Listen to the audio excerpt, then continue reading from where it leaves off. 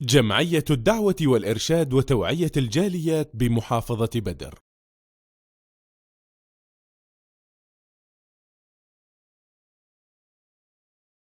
আসসালামু আলাইকুম ওয়া রাহমাতুল্লাহি ওয়া বারাকাতুহু। সুপ্রিয় যুবক বন্ধুগণ, একটি বিবাহের সিস্টেম যেটি গোপনে গোপনে চালু রয়েছে সেটি হলো কোরআন স্পর্শ করে যুবক যুবতী বলে থাকে আমরা বিবাহ বন্ধনে আবদ্ধ হলাম, অথবা যুবক যুবতীকে বলে থাকে প্রণয় হয়েছে, সম্পর্ক হয়েছে, ভালোবাসা সৃষ্টি হয়েছে, ফ্যামিলি মেনে নিচ্ছে না, যেন শারীরিক সম্পর্ক গড়তে পারি বৈধ করার জন্য পরস্পর বিবাহ বন্ধনে আবদ্ধ হয়। যুবক যুবতীকে বলে তোমাকে বিবাহ করলাম, যুবতী বলে কবুল, মনে করলো যে বিবাহ হয়ে গেছে। এই দিয়ে তারা গোপনে শারীরিক সম্পর্ক করে থাকে। এটি কি মূলত বিবাহ? এটি কি বৈধ? এটি হারাম। এরকম বলে বিবাহ বন্ধনে আবদ্ধ হওয়া মানে কি জিনার দরজা খুলে দেওয়া, জিনা ব্যভিচার করা।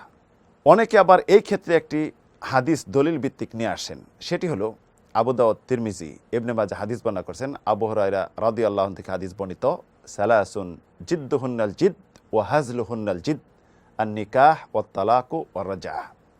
অর্থাৎ তিনটি বিষয় যেটি স্বাভাবিকভাবে মন থেকে বললেও কার্যকর হবে, এমনইভাবে মজাক করে ঠাট্টা বিদ্রুপ করে যদি বলে স্বাভাবিক পর্যায়ে, অস্বাভাবিক পর্যায়ে, এটাও তাও কার্যকর হবে।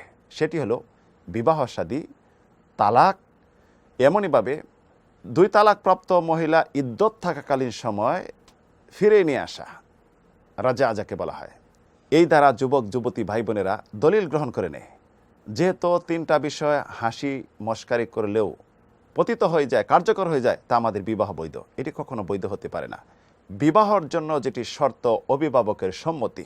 লা নিকাহা বিগাইরি ওয়ালিয়্যিন, অভিভাবক ছাড়া বিবাহ হবে না, এটি কিয়ামত পর্যন্ত নির্দেশ। এটি মান নাকাহা বিগাইরি ওয়ালিয়্যিন ফানিকাহুয়া বাতিলুন বাতিলুন বাতিলুন, রাসূলুল্লাহ তিনবার বলেছেন অভিভাবকবিহীন বিবাহ এটা বাতিল বাতিল বাতিল, এটা কখনো কার্যকর হবে না। তাই বিবাহের জন্য যেটি প্রয়োজন সেটি হলো অভিভাবকের সম্মতি।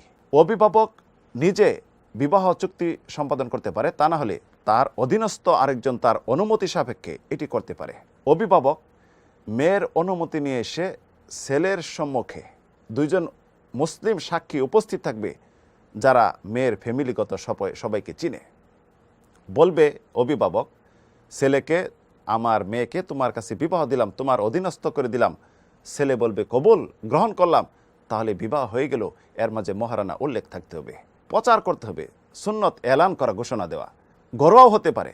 আর এছাড়া এটি বাদ দিয়ে আমরা কোরআন স্পর্শ করে পরস্পর বিবাহ বন্ধনে আবদ্ধ হবে, এটি কখনো বিবাহ হতে পারে না। কিয়ামত পর্যন্ত বিবাহ এটি গ্রহণযোগ্য হবে না। এটি জিনার দরজা খুলে দেওয়া। আল্লাহ রাব্বুল আলামিন এ থেকে আমাদের সবাইকে হেফাজত করুন। আমিন, আল্লাহুম্মা আমিন।